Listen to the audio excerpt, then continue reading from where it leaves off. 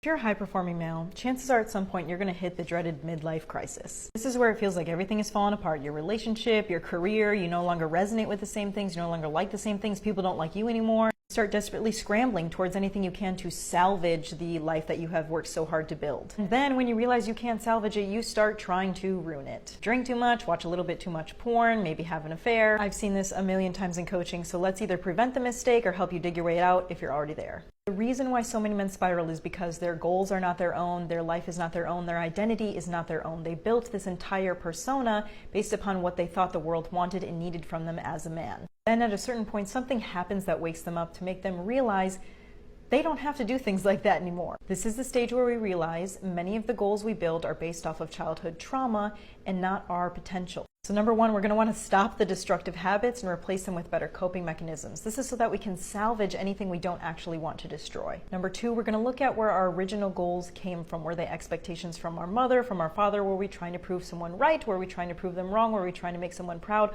Were we just trying to feel good enough? Once we identify that particular wound, we can move on to step three, which is identifying who we actually are. What do we actually want? This is going to take the most time, energy, space, because it's going to require you to stop a lot of things. It's going to require you to let go of a lot of things. This is where a lot of a man's created identity falls apart, but his true authenticity starts to shine. This is why it's also so important to have a mentor along the ride with you who can remind you to stay focused, stay on course, so that you don't slide back into old habits or into old behavior patterns. Then we're going to want to move on to step five, the final step, which is creating goals based upon your potential, not the expectations of others. When you create goals based on your potential, you are reaching self-actualization, creating that purpose, creating that fulfillment that you've always wanted, needed, and desired, thought that you were chasing, but really what you were chasing was self-worth. Let me know if that helped and any other videos you want to see in the comment section below.